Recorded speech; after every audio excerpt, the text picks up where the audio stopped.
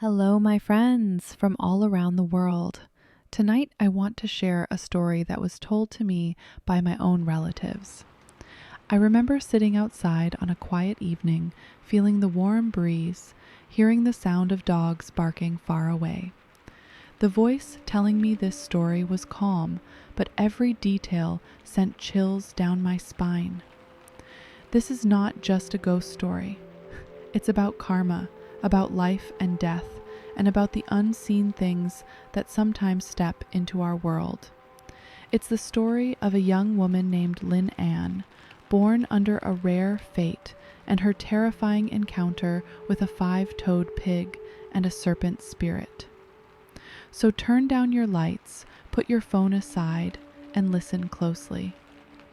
Lynn Ann was born in the riverside town of Tra Vienne, but her family later moved to the busy city of Dong Nai.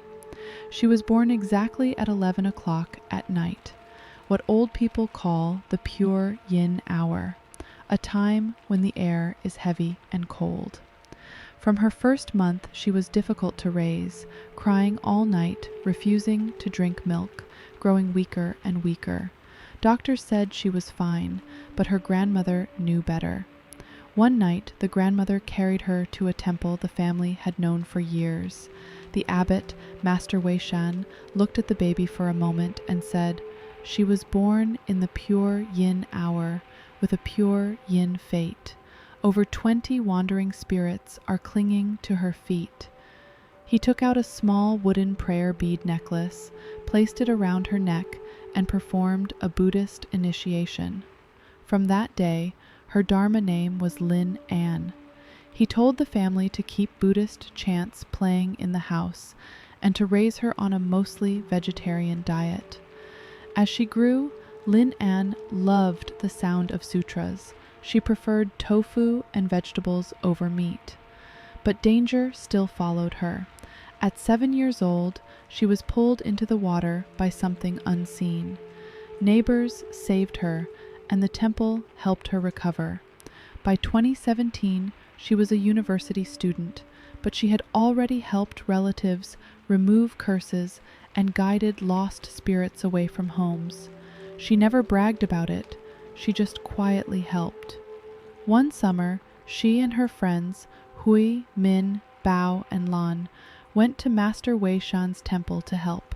The days were peaceful. Morning bells, the smell of incense, and soft chanting. One afternoon, a woman named Ms. Mai came, holding a young girl. The girl looked pale, unstable, almost not herself. Ms. Mai explained that the girl would laugh and cry at random, and at night she even climbed onto the roof like a cat. Master Wei Shan sat her down in the main hall and called Lynn Ann and Bao forward. They saw 3 spirits clinging to the girl. One was a drowned man from a faraway coast, and the other 2 were soldiers whose graves she had once admired. The master began chanting, incense filled the air, and for 2 hours the girl shook, screamed, and finally relaxed. The spirits were gone. The very next day, another family came. The father's shoulder was bandaged. Their eldest son, about 20, was tied with silk cloth. The mother's eyes were red from crying. She said, sad, 3 days ago my son went mad. He chased his father with a knife, smashed our furniture, and tried to hang himself. Please, master, help us. Lin An spoke quietly. Blood karma binds him, and a serpent spirit is crushing him. Bao nodded, thoughtful. I see pigs standing on 2 legs. One has 5 toes, and a giant snake is wrapped around him. When asked, the father admitted his family had been running a pig slaughter business for 15 years.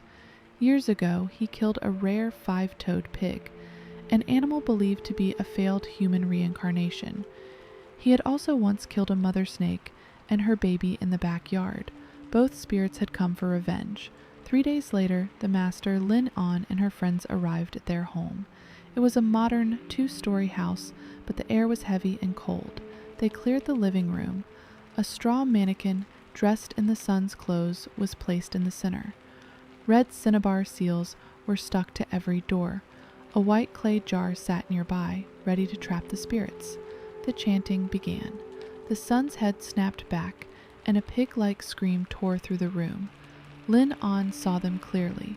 A herd of pigs, the leader with 5 black claws on each front foot, its red eyes burning. Wrapped around the boy was a serpent as thick as a man's thigh. The 5-toed pig charged. It hit the mannequin, and a blinding flash pulled it into the clay jar. The serpent was smarter. It lashed its tail against the doors, testing the seals. It coiled tighter around the boy, and his face turned blue. Bao pricked his finger, mixed his blood with cinnabar, and drew a binding symbol on the mannequin's forehead.